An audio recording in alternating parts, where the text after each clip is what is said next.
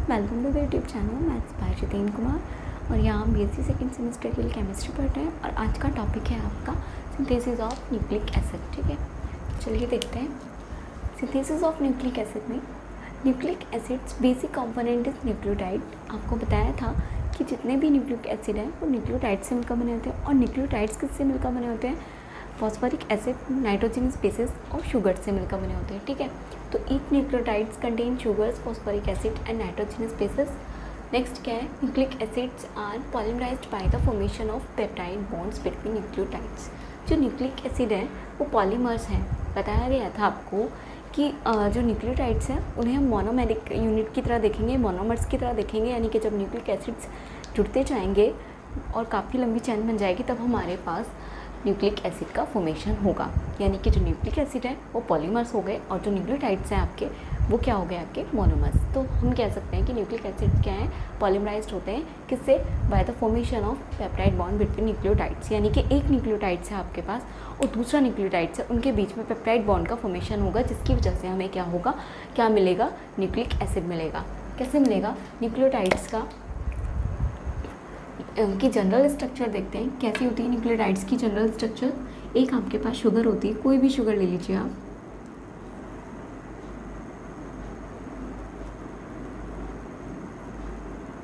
ये आपके पास शुगर है, या carbon carbon carbon carbon add करिए मत करिए। ठीक है, ये आपका हो गया CH2।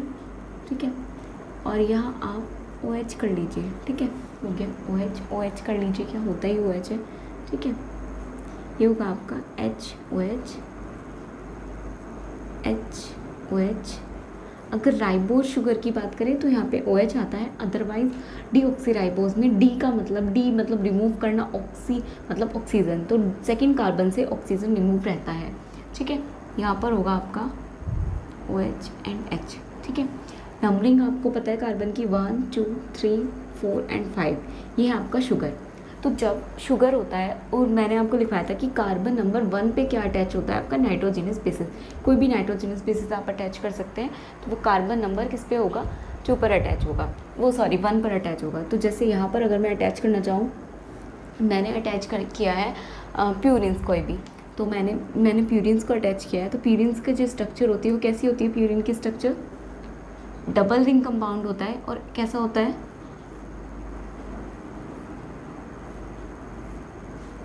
ये इस तरह का। ठीक है, यहाँ पे होता है आपका N। इस तरह का स्ट्रक्चर होती है आपकी। इसी को आपको यहाँ ड्रॉ करना है। ठीक है, भी स्ट्रक्चर बना देते हैं, बाद में देखेंगे कैसे क्या हो रहा है।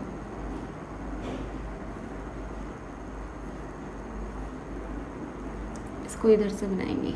ठीक है, इसको इधर से बनाएंगे इस तरह से।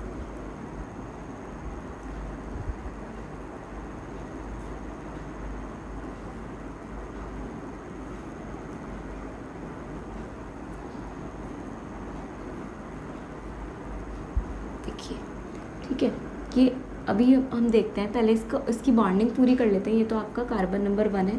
ठीक है, ये इससे अटैच हो रखा है। और नंबरिंग कैसे करते हैं आपको पता है? नंबरिंग किधर से करेंगे?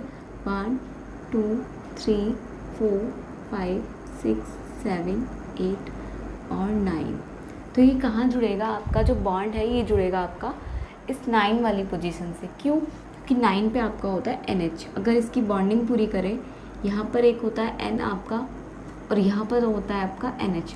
तो ये जो आएगा ये अटैच होगा, ये वाला जो है ये इससे अटैच होगा। ठीक है, ये इससे अटैच होगा और इस पर क्या होगा? आपका 1 कार्बन नंबर 1 पे आता है क्या? N। एक आता है आपका 3 पे N। ये होता है आपका टोटल क्या होते हैं? आपके 4 होते हैं। टोटल क्या होते हैं? आपके 4 होते हैं। जैसे यहाँ पे आप करना चाहोगे तो कैसे करोगे? इसकी बॉन्डिंग करो ज़रा। 1, एक तो 1 ये रहा कार्बन नंबर 1, वो सॉरी यहाँ पे होगा रिंग का 1। कार्बन नंबर 1 पे क्या है? एक तो बॉन्डिंग इधर होती है। ठीक है, एक तो बॉन्डिंग इधर होगी, इसे छोड़ के एक इधर होगी बॉन्डिंग। ठीक है, फिर क्या होगी? इधर होगी बॉन्डिंग। तो ये हो गया आपका। ठीक है, अब इससे अटैच हो गया। इधर हमारा क्या होगा? फॉस्फेट आयन अटैच होगा। फॉस्फेट आयन, फॉस्फेट की स्ट्रक्चर होती है POH OH OH and double bond O। तो यहाँ पे इससे अटैच करेंगे। ठीक है, OH ठीक है, P, एक हो गया डबल बॉन्ड, इधर हो गया आपका OH, इधर हो गया आपका OH, ठीक है, इस तरह से होगा। तो यहाँ से क्या होगा आपका OH ये वाला और इसका जो H है दोनों रिमूव हो जाएंगे, वाटर रिलीज हो जाएगा यहाँ से। और यहाँ से भी क्या होगा आपका, ये जो OH है ये वाला इस H के साथ चला जाएगा, N रह जाएगा यहीं पे, ठीक है। ये ऐसे वाटर रिलीज हो जाता है। जब यहाँ से वाटर निकलेगा तो यहाँ पे क्या होगा, यहाँ पे तो आपका बॉन्ड बनेगा, ये जो बॉन्ड बनेगा ये बनेगा phospho diester bond, phospho diester bond, ठीक है, डाइएस्टर बॉन्ड। और यहाँ पे क्या बॉन्ड बनेगा आपका, क्या बनेगा बॉन्ड आपका, पेप्टाइड बॉन्ड, ठीक है, ये हो गया आपका।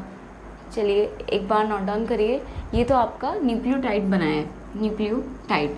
अभी एक ही मॉलिक्यूल बनाया है न्यूक्लियोटाइड का। यहाँ पे एक बार रफली देखिए, ये आपका कोई भी न्यूक्लियोटाइड है। शुगर स्ट्रक्चर बनाइए पहले अपनी फटाफट, ये आपका शुगर स्ट्रक्चर, ठीक है। यहाँ से कोई भी बेस अटैच है, यानी कि बेस को हम ले सकते हैं। मैंने इस तरह से दिखा दिया आपको बेस, आपका बेस इस तरह नहीं,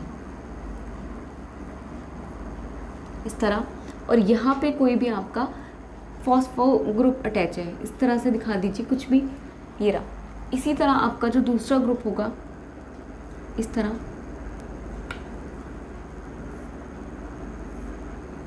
ठीक है, ये रहा ग्रुप कोई, और यहाँ पे ये बॉन्ड बन रहा है, ये है आपका, और इस तरह आपका ये ग्रुप है।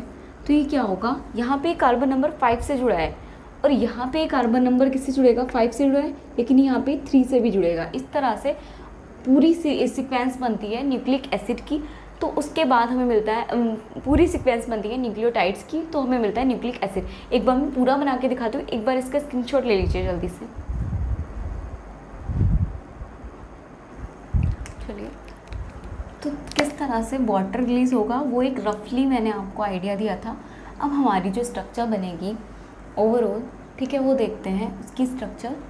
यानी कि आप हेडिंग डाल के भी लिख सकते हो कि structure of polynucleotide, structure of polynucleotide, structure of polynucleotide, structure of polynucleotide यानी कि न्यूक्लिक एसिड, ठीक है, जो हम पढ़ रहे हैं वही, ठीक है। अभी हमने रफली दिखाया था कि वाटर कैसे, अब मैं वहाँ पे वाटर की जो मॉलिक्यूल्स है वो रिलीज करके नहीं दिखाऊंगी, डायरेक्ट आपको ड्रॉ करके दिखाऊंगी, ठीक है। देखो कैसे करते हैं। आपका पहले शुगर, ठीक है, ये रहा आपका शुगर, ठीक है, इस तरह से ये होता है आपका शुगर। यहाँ पे आता है आपका CH2OH, CH2OH, OH आपको पता है उस एक OH इसका और एक H आपका फॉस्फोरिक एसिड वाला, वो बाहर निकल गया है, तो इनके बीच में ये वाला बॉन्ड आ गया है, ठीक है। OH इसका और इस वाले का H बाहर निकल गया है, यानी कि ये कुछ ऐसा सा बचा है P और ये OH। एक OH इधर होता है जिसमें भी O, क्यों इसमें भी O बचेगा, क्यों, क्योंकि एक H ऊपर वाले जो किसी उससे बॉन्ड बना रहा होगा और इसका एंड होता है 5। अभी बताती हूँ एंड 5 क्यों है ये, ठीक है, ये रहा, ठीक है। यहाँ पे वैलेंसी पूरी कर लीजिए। H होता है, इस OH की जगह क्या हो जाएगा, नेक्स्ट ये वाला आपका अटैच हो जाएगा, ठीक है, नेक्स्ट वाले उसका O, P, double bond O, OH और ये हो जाएगा आपका O, ठीक है। इस तरह ये अटैच हो जाएगा, नेक्स्ट आगे ऐसे चलता रहेगा। अभी देखते हैं, इसका हो जाएगा आपका H, OH ऐसे ही। यहाँ पर आपका आना था OH, ये वाला OH और H, ठीक है। तो इस वाले OH ने क्या किया, जो भी आपका प्यूरिन था, प्यूरिन हमने सपोज करिए एडेनिन लिया हुआ है, ठीक है, तो एडेनिन का के साथ जो NH होगा, 9 पोजीशन पे होता है NH, आपका एडेनिन का स्ट्रक्चर होता है ये वाला होता है आपका एडेनिन का स्ट्रक्चर। देखो ये होता है आपका एडेनिन, जिसमें हम नंबरिंग करते हो 1 2 3 4 5 6 7 8 9, और इसको याद रखने का तरीका बताया था, 1 पे N, 3 पे N, 7 पे N और 9 पे होता है NH। बॉन्ड होते हैं आपके, एक यहाँ होता है ठीक है, एक यहाँ होता है और कहाँ होता है, एक आपका होता है यहाँ पर, ये यहाँ तो नहीं होता है, ये हो गया double bond, single double single, और एक यहाँ होता है। ठीक है, और इसमें भी होता है एक बॉन्ड आपका, ठीक है, एक बॉन्ड होता है आपका इधर यानी कि यहाँ पर। यह होती है आपकी स्ट्रक्चर, किसकी स्ट्रक्चर है ये, एडेनिन की स्ट्रक्चर। ठीक है, यह आपकी एडेनिन की स्ट्रक्चर, एडेनिन की स्ट्रक्चर। चलिए, तो ये वाली स्ट्रक्चर हम रिवर्स करके जोड़ेंगे, रिवर्स करके, क्योंकि ये जो आपका फॉर्मेशन हुआ है ना पेप्टाइड बॉन्ड का, इस वाले N के साथ हुआ है। क्यों? क्योंकि यहाँ जो OH आना था, ये वाला OH ग्रुप इस वाले H के साथ चला जाएगा, तो ये वाला N बॉन्ड बनाएगा। तो हमें ना ये वाला रिवर्स करके ऐसे वाला ये सिरा इधर लाना है। ठीक है, ये वाला जो इसका साइड है ये इधर लेकर आनी है। ठीक है, तो ये कैसे जुड़ेगा, अब देखो यहाँ से कैसे, यहाँ से ये जुड़ेगा कैसे। ठीक है, तो यहाँ पे पहले तो ये N से ही बॉन्ड बनाएगा। ठीक है, किससे बनाएगा आपका बॉन्ड, N से बॉन्ड बना रहा है, N से बॉन्ड बनाएगा, तो N को तो ऐसे ही छोड़ दो, बाकी आप आगे पूरा करो।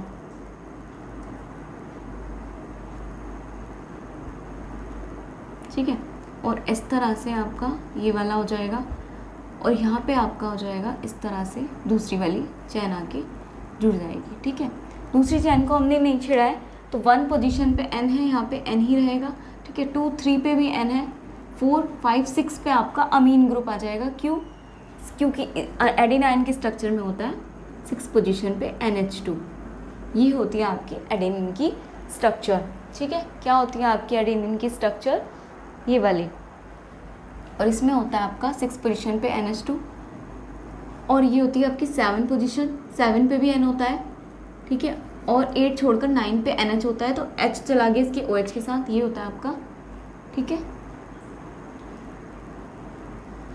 ये रही आपकी एडेनिन की स्ट्रक्चर। ठीक है, ये बन गया आपका, ये हो गया, ये तो आपका फॉस्फोरिक एसिड है, फॉस्फोरिक एसिड,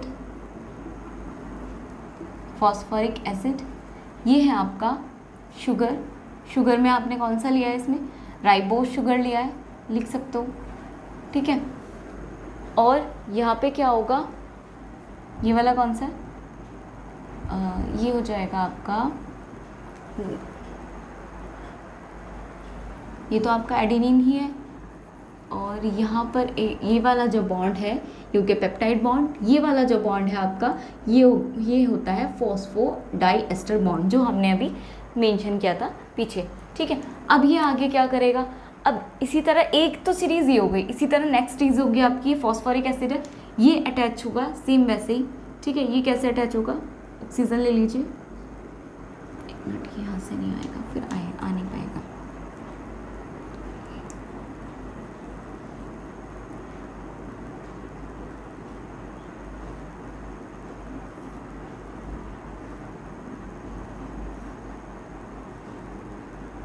ये कार्बन होते हैं यहाँ पे, वेल चाहे तो आप लिखो या फिर यही लिखो HOH।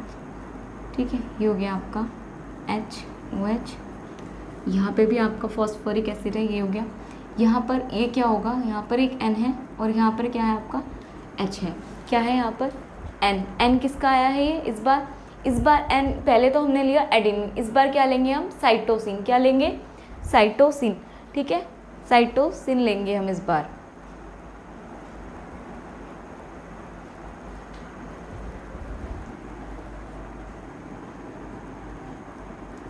साइटोसिन लेंगे। साइटोसिन की स्ट्रक्चर होती है आपकी, यहाँ पे लिख लेते हैं, ये आपका साइटोसिन, यहाँ पे होता है आपका 1 2 3 4 5, इसमें यहाँ पे होता है 1 पे N होता है, एक आपका होता है 3 पे N होता है, 1 पे N 3 पे N, और उसके बाद आपका जो ये होता है 6 पोजीशन, उस पे होता है आपका NH2 ग्रुप, क्या होता है आपका NH2 ग्रुप, और डबल बॉन्ड होते हैं आपके यहाँ, ये छोड़ के यहाँ, छोड़ के यहाँ, ये होता है आपका साइटोसिन, साइटोसिन, साइटोसिन। ठीक है, साइटोसिन हो गया ये आपका। तो अब इसको जोड़ेंगे यहाँ पर, ये वाले इस वाले N से, यहाँ पे NH होता है, क्योंकि क्या होता है यहाँ पे NH होता है, तो H चला जाएगा उस OH के साथ, तो यहाँ पे जुड़ जाएगा ये। ठीक है, देखो कैसे कैसे जुड़ा है ये, ये इस तरह से जुड़ा है आपका, ये रहा, यहाँ पे डबल बॉन्ड, यहाँ पे डबल, यहाँ पे क्या है कार्बन है 1 2 3 तो आएगा आपका डबल बॉन्ड, ठीक है। और यहाँ पर क्या हो जाएगा आपका NH2 NH2, ठीक है। और एक N मिस है यहाँ पे, ये रहा आपका N, तो ये है आपका साइटोसिन, ठीक है। क्या है आपका ये साइटोसिन। फॉस्फोरिक एसिड ने शुगर से जुड़ा और इधर से आपका एडेनिन से जुड़ा। नीचे आपका ये वाला जो ग्रुप था वो फॉस्फोरिक एसिड से फिर जुड़ा और ये फॉस्फोरिक एसिड फिर दूसरी वाली शुगर से जुड़ा और ये शुगर जुड़ा फिर से साइटोसिन से। इसी तरह ये क्रम चलता रहेगा। इस बार फिर से ये H जाएगा, ये वाला H फिर से जाएगा और ये किससे जुड़ेगा आपका फॉस्फोरिक एसिड से। और ये इधर O, इधर CH2, ये वाला जुड़ेगा H2C से, ठीक है। ये फिर से जुड़ेगा और आपका फिर से आपका क्या बनेगा शुगर, ठीक है। क्या बन जाएगा आपका, यहाँ पे H लिख लीजिए।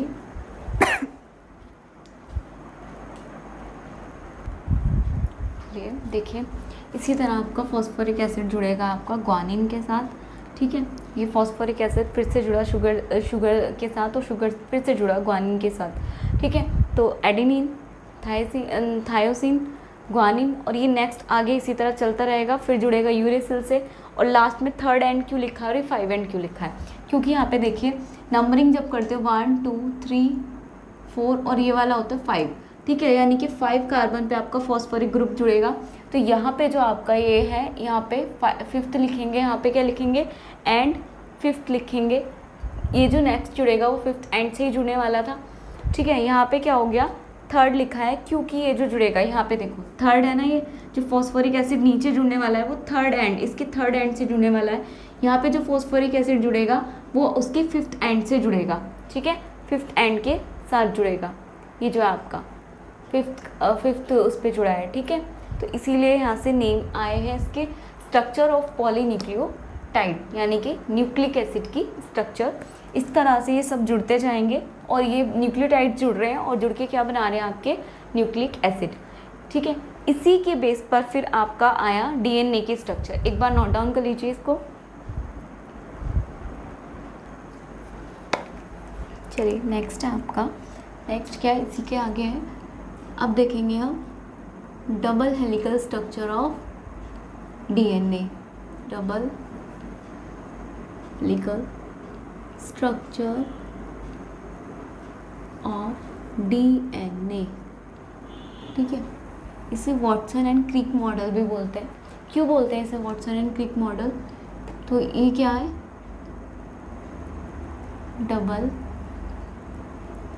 Double helical model was given by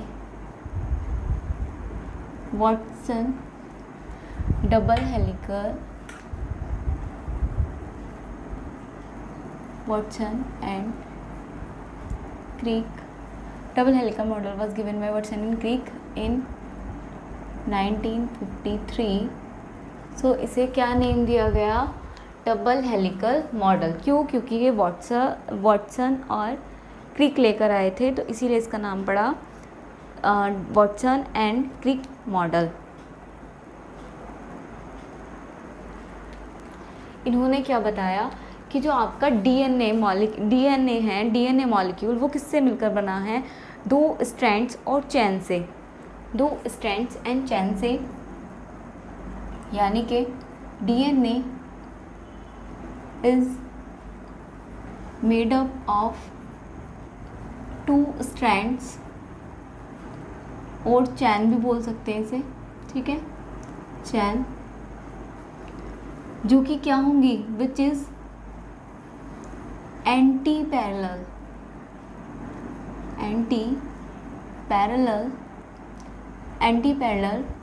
to each other, जो कि क्या होंगे एक दूसरे के एंटी पैरेलल होंगी। तो double helical model was given by double helical structure was given by Watson and Crick ने दिया था 1953 में। और क्योंकि इसमें क्या है, DNA is made up of 2 strands and chain से मिलकर बना है, which is anti parallel to each other, जो कि क्या है, एक दूसरे के एंटी पैरेलल हैं या अपोजिट हैं एक दूसरे के। और इसमें क्या होगा, जो आउटर स्केलेटन है, skeleton of each turn sugar bonds are present, ठीक है। इसमें क्या होगा,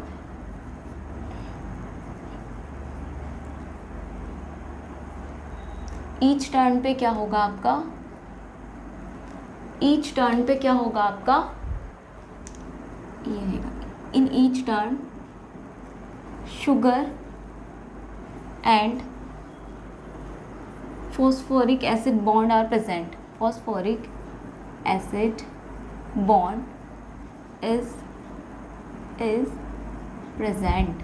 इसमें क्या होगा, हर चक्कर पे क्या होगा, फॉस्फोरिक एसिड और शुगर के बीच में क्या होगा, बॉन्ड मिलेगा, ठीक है।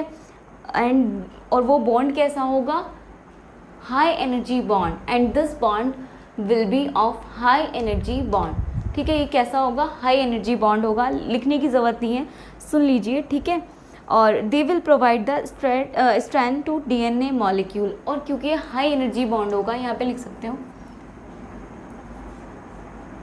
it is a high energy bond, so it will provide strength to DNA molecule। so क्या होगा ये, क्योंकि हाई एनर्जी बॉन्ड है तो क्या प्रोवाइड करेगा, स्ट्रेंथ प्रोवाइड करेगा डीएनए मॉलिक्यूल को, ठीक है। और इसमें क्या होगा, इसके अंदर वाले पार्ट में, inside part nitrogenous basis are present. इसमें अंदर की तरफ जितने भी होंगे नाइट्रोजिनस पार्ट जो होंगे, नाइट्रोजिनस पार्ट प्रेजेंट होंगे inside it, nitrogenous part is present. अभी स्ट्रक्चर ड्रॉ करके दिखाएंगे तो मैं सारे ये क्लियर कर दूंगी। ये वाला फर्स्ट लाइन तो समझ आ रहा है क्योंकि वाटसन क्रिक ने दिया है, इसलिए इसका ये मॉडल, तो इसलिए वाटसन क्रिक मॉडल भी बोलते हैं। डीएनए किससे मिलकर बनता है, 2 स्ट्रैंड्स और चैन होते हैं जो कि एक दूसरे के एंटी पैरेलल होते हैं या फिर अपोजिट होती हैं। इसमें क्या होगा, जो ईच टर्न है उसमें शुगर और फॉस्फोरिक एसिड के बॉन्ड प्रेजेंट होंगे। क्योंकि ये बॉन्ड बहुत ज़्यादा एनर्जेटिक है तो ये क्या करेंगे, स्ट्रेंथ प्रोवाइड करेंगे डीएनए मॉलिक्यूल्स को। और inside it nitrogenous part is present. तो जो नाइट्रोजिनस पार्ट है वो बेसिस का पार्ट है, nitrogenous basis is present, nitrogenous basis part is present या नाइट्रोजिनस बेसिस इज प्रेजेंट। और ईच डीएनए क्या है, 10 बेस पेयर्स आर प्रेजेंट जो होगा।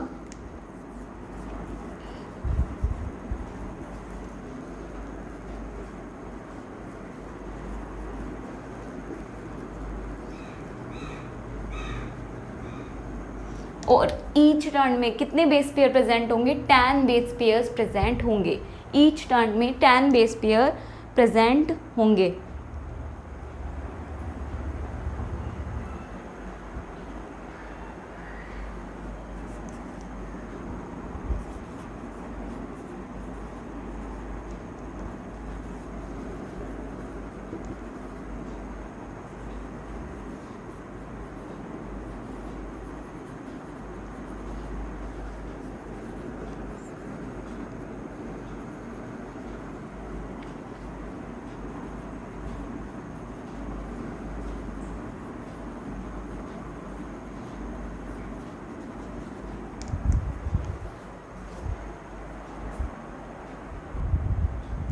और इसमें क्या होगा, डीएनए में एडेनिन और thymine is attach by 2 hydrogen bond and cytosine and guanine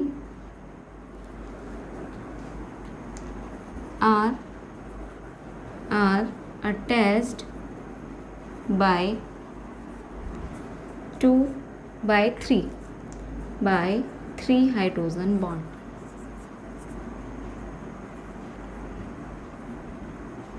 जैसे कुछ चीज़ें यूनिवर्सल होती हैं, कुछ चीज़ें फिक्स होती हैं, ठीक है। सेम वैसे ही यहाँ पर भी ये चीज़ फिक्स है हमेशा ही। क्या होता है, नोट करके भी लिख सकते हो, फिक्स होता है ये कि जो एडेनिन है आपका, वो थायामीन के साथ डबल बॉन्ड से जुड़ता है। वो थायामीन से ही जुड़ता है, पहले तो ये रखना है याद। जो एडेनिन है वो थायामीन के साथ ही जुड़ता है, और जो साइटोसिन है वो किसके साथ जुड़ेगा, ग्वानिन के साथ। ये फिक्स है, एडेनिन हमेशा थायामीन के साथ जुड़ता है, और जो आपका साइटोसिन है वो ग्वानिन के साथ जुड़ता है। और यहाँ पे ये बोला गया है कि टू बॉन्ड से जुड़ेगा, और ये किससे जुड़ेगा, 3 हाइड्रोजन बॉन्ड से।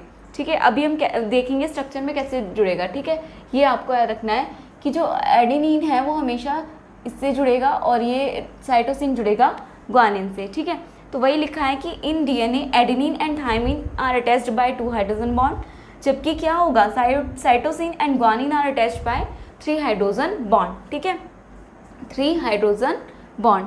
नेक्स्ट आप लिख सकते हो, अब इन दोनों बॉन्ड की अगर कंपैरिजन करें तो क्या होगा, जो 80 है, मतलब 80 बॉन्ड है, वो क्या होगा, ज़्यादा वॉलेटाइल होगा in comparison to CG bond. ठीक है, तो आप लिख सकते हो कि 80 बॉन्ड, शॉर्ट में लिख रही हूँ, आप लिखना एडेनोसिन थायमिन बॉन्ड या 80 bond is more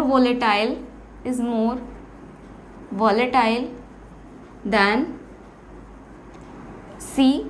CG bond, यानी कि साइटोसिन ग्वानिन बॉन्ड। ये ज़्यादा वॉलेटाइल होगा इसके कंपैरिजन में। ठीक है, और क्या लिख सकते हैं इसके बारे में, लिख सकते हो कि जो चलो पहले इतना नोट डाउन करो, आएगा नहीं नीचे। नेक्स्ट लिखिए, द डायामीटर ऑफ स्ट्रैंड, जो आपका स्ट्रैंड है उसका डायमीटर कितना होगा, 20 एंगस्ट्रॉम। ठीक है, और क्या हो जाएगा आपका 20 एंगस्ट्रॉम, और the distance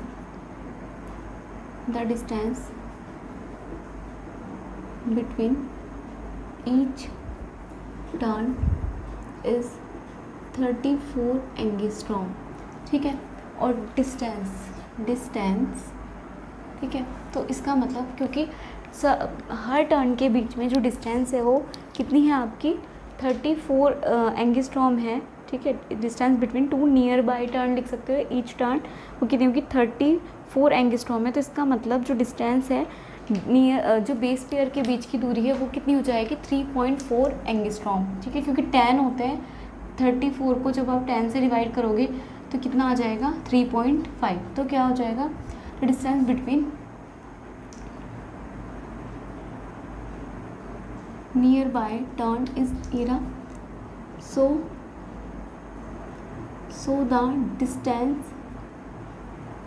the distance between near by basis is कितना हो जाएगा, क्योंकि 10 बेस पेयर प्रेजेंट होते हैं, तो हर चक्कर में 34 है, तो 34 को 10 से डिवाइड करोगे 3.4, तो क्या हो जाएगा, 3.4 एंगस्ट्रॉम। अभी ड्रॉ करते हैं स्ट्रक्चर अपनी। ठीक है, अपनी स्ट्रक्चर ड्रॉ करते हैं, हम देखते हैं। देखो,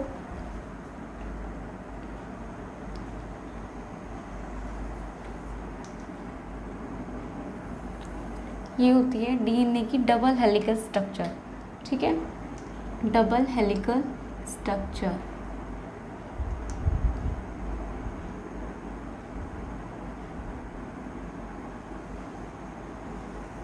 मैं थोड़ा बड़ा इसलिए दिखा रही हूँ ताकि आपको समझ आ जाए।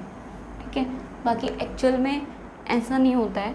ठीक है, बस मैं आपको समझाने के लिए दिखा रही हूँ थोड़ा सा बड़ा। ठीक है, ठीक है, ये होगा आपका, यहाँ पे S और P बॉन्ड प्रेजेंट होंगे। S और P मतलब शुगर और फॉस्फोरस के जो बॉन्ड मैंने अभी बताए थे, जो कि एनर्जी देंगे, स्ट्रेंथ देंगे आपके डीएनए को, ये आपके प्रेजेंट हैं इधर। ठीक है, ये देख, ठीक है, इधर ये रहा बॉन्ड। इसी तरह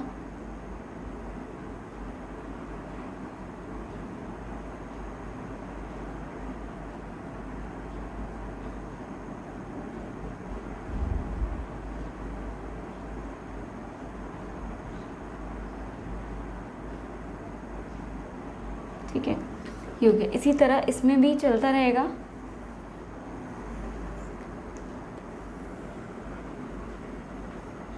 तो जो डायमीटर दिया है वो इस स्ट्रैंड के दिए हैं, जो ये स्ट्रैंड है तो इनके बीच का डायमीटर ऑफ स्ट्रैंड कितना है, ये 20 एंगस्ट्रॉम, ये आपका है 20 एंगस्ट्रॉम, ठीक है।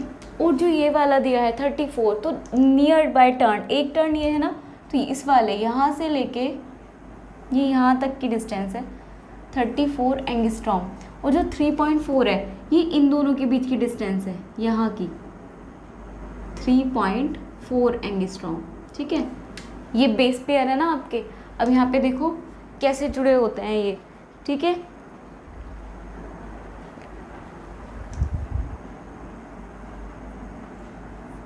AT किससे जुड़ रहे थे, डबल बॉन्ड से ना, यहाँ से ये ऐसे जुड़ते रहेंगे, ठीक है। फिर आएगा आपका CG, AT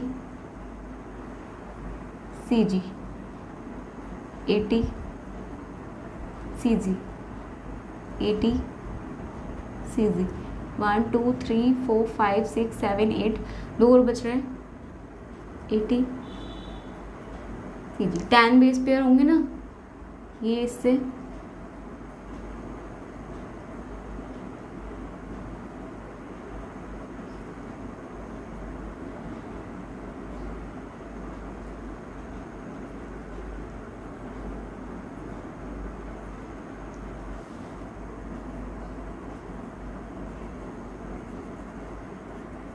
ठीक है। इस तरह से आपके ये बेस पेयर प्रेजेंट होंगे, ठीक है। और ये उतने ही होंगे, ये ज़्यादा नहीं होंगे, एक्स्ट्रा बन गए हैं थोड़े से, ठीक है। तो ये उतने ही बेस पेयर होंगे। चलिए ये हो गया। इसी तरह आपका होता है इसमें, ठीक है। इसी तरह ये आपका होता रहता है। ये है आपका double helical structure of DNA, ठीक है। Double helical structure of DNA draw करने के लिए आ जाती है। तो अगर आपके पास आए double helical structure of DNA, तो पहले उसके बारे में लिख लीजिएगा, जो मैंने पॉइंट्स लिखवाए हैं ये सारे पॉइंट्स लिख लीजिएगा। उसके बाद अपनी स्ट्रक्चर ड्रॉ करके दिखा दीजिएगा। इसमें भी इस तरह से ही दिखाना है। ये वाला भी आपका क्या हो जाएगा, यहाँ तक का है, ये यहाँ तक, ठीक है। ये होगा आपका यहाँ तक का, ठीक है। और यहाँ पे क्या हो जाएगा, सेम वैसे ही आप फिर से कर सकते हो, AT CG GC कैसे भी कर सकते हो, ठीक है। इसको भी फिल करके जितना आपका मर्जी हो। ये है आपकी double helical structure of DNA, double helical structure of DNA, ठीक है। DNA में आपके क्या क्या प्रेजेंट होता है आपको पता है। एडिनिन, DNA में क्या क्या प्रेजेंट होता है, फॉस्फोरिक एसिड तो दोनों में होता है, ठीक है। फॉस्फोरिक एसिड तो RNA और DNA दोनों में होता है। शुगर्स भी दोनों में होता है, लेकिन कौन सा शुगर किस में होता है, जो DNA है उसमें होगा डीऑक्सी राइबोस शुगर होगा इसमें, ठीक है, राइबोस शुगर। और प्यूरिन्स, और इसमें कौन सा होगा, प्यूरिन्स में कौन सा होगा, एडेनिन और ग्वानिन दोनों, एडेनिन एंड ग्वानिन। तभी तो हमने G और A दोनों ले रखे। ग्वानिन उसमें कौन सा होगा आपका, जो आपका है साइटोसिन दोनों में होता है, तो ये भी हो गया। यूरेसिल और थायामीन में क्या लेंगे हम, थायामीन, ठीक है। ये होता है आपका DNA में। तो हमने देखो यही तो लिया है, फॉस्फोरस लिया है, फॉस्फोरिक एसिड और शुगर के बीच में तो बॉन्ड बन रहा है। ये तो आपके दे रहे हैं DNA को स्ट्रेंथ, ठीक है। ये आपका स्ट्रैंड हो गया, ठीक है। एडिनिन और ग्वानिन और साइटोसिन और थायमिन ये कर रहे हैं बॉन्डिंग। एडिनिन कर रहा है थायमिन के साथ, ग्वानिन कर रहा है साइटोसिन के साथ, और इन दोनों की बॉन्डिंग अलग हो रही है। इन दोनों की बॉन्डिंग तो स्ट्रेंथ प्रोवाइड कर रही है DNA को, इन दोनों की बॉन्डिंग हो रही है अंदर, ठीक है। नाइट्रोजीनियस बेसिस हैं ये, तो ये प्रेजेंट हो गए अंदर। हमने लिखा भी एक पॉइंट में, ठीक है। तो पहले तो पॉइंट वाइज लिख देंगे डबल हेलिकल स्ट्रक्चर को, उसके बाद अपनी स्ट्रक्चर ड्रॉ करके दिखा दीजिएगा। ये है आपकी double helical structure of DNA, ठीक है। चलिए, तो ये थी आपकी स्ट्रक्चर डबल हेलिकल, ठीक है। तो आज की क्लास में इतना ही। Keep learning.